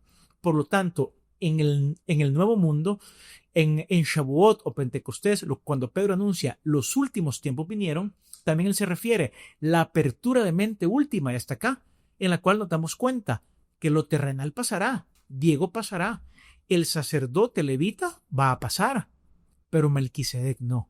Es decir, estamos llegando a la graduación y la clausura es que tú te des cuenta que eres eterno. La luz es eterna, tu alma es eterna. No así la manifestación en un periodo corto de tiempo llamada Diego. Cabal. Sí, yo creo que la cábala al final nos enseña eso, ¿verdad? Como enfocar, o sea, como que este mundo en el que vivimos, al final de cuentas es como el mundo del 1%. Así es. Pero está el mundo del 99%, que es lo espiritual. Que no vemos. O sea, lo más allá que nosotros no podemos ver. Así es. Uh-huh. Y nosotros pensamos que esto es el 100%. Y la cábala nos enseña a ver ese 99%. Lo ves. Lo ves. De hecho, hay una cita de un gran cabalista que me encanta muchísimo. Él dice, la diferencia entre los cabalistas y los filósofos es esta. Los filósofos hablan del más allá, mientras que nosotros vivimos en el más allá. Uh-huh. Pero así, sí, cabal. O sea, bueno, hay una parte que viene Jesús y dice, creo que estaba hablando con Nicodemo, sí. Y que viene y que le dice, tenés que volver a nacer. Así es. Pero en espíritu. Así es. Y Nicodemo se queda como, espérate, ¿cómo tengo que volver a nacer? O sea, no entiendo, pero es eso, o sea, porque el que es carne, carne será, pero el que nace del espíritu puede llegar al Padre. Correcto, y llegas al mundo eterno, al mundo del eterno, al mundo donde nada muere, nada crece, nada se desarrolla, porque todo es eterno. Y entonces lo que es lo que fue, y lo que es lo que será. Así es. Es un mundo maravilloso, es el mundo del no tiempo, es el mundo atemporal, es el mundo de la eternidad. Dicho de otra manera, así como el jardín del Edén está aquí, solo que no lo vemos, uh-huh. La gente dice, ¿y la vida eterna? La eternidad está acá. Cabal. Solo que nuestras mentes la captan como pasado, presente y futuro. Pero esa es la mente humana. Pero puedes adquirir la comprensión eterna de la realidad. Sí, qué interesante. Pero bueno, ese es todo el tiempo que tenemos. Claro, aquí hay tiempo, hay límite, hay figura. No, por lo tanto, uno tiene que tener los pies en la tierra y la mente en las cosas de la eternidad. Sí. Así es. Sí. Así es. Pero bueno, ¿cómo lo pueden buscar en redes o...? Bueno, en redes pueden ir ustedes a una página que se llama cabaladelreino.com. Ok, y ahí está toda la información más a fondo. Ahí puedes ir en Google, solo pon cabaladelreino.com y ahí vas a encontrar también en Instagram tenemos también la página, se llama @cabaladelreino y en Facebook también solo pon Cábala del Reino y te va a aparecer toda la información por si quieres estudiar cábala. Tenemos diferentes programas, diplomados, certificados, aprender a meditar con cabalistas o la meditación cabalística. Tenemos un programa de maestría también. Hace como 3 meses graduamos a la primera promoción de maestría. Cruzaron varios años de estudio. Así que la cábala te va a ayudar a descubrir el propósito de tu vida, el sentido de tu vida y va a desatar todo el poder interior que tú tienes. Porque no somos un cuerpo que tiene un alma. No. Somos almas que han venido y hemos encarnado en un cuerpo. El día que conozcas tu alma, te vas a dar cuenta de lo poderoso que eres. Quizás cierro con estas palabras, voy cerrando con esta noción. Y tú lo dijiste, Adán y Eva eran divinos, eran dioses. Lo que pasa es que todos somos divinos, Por eso Pedro, Nuevo Testamento, Primera de Pedro, te dice, somos copartícipes de la naturaleza divina. Y es más, el texto en Génesis es sumamente claro, Diego. Lastimosamente hay tantos velos, o sea, hay mucho prejuicio. Sí. Entonces el texto te dice, y Dios creó al hombre a su imagen y semejanza. A imagen y semejanza divina los creó.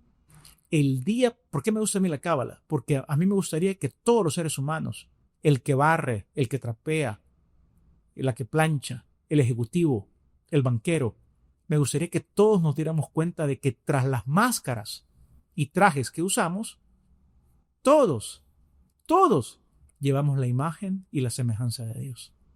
Sí. Bueno, qué interesante todo, que lo vayan a buscar ahí en la página web y gracias por venir. Gracias gracias y un saludo a tu audiencia. ¿No? Que la pasen súper bien y realmente les quiero decir, deseo que vayan descubriendo su camino porque de eso se trata, de descubrir tu camino. Sí, bueno, gracias. Gracias, Diego. Y gracias a todas las personas que vieron este episodio y los veo en el próximo.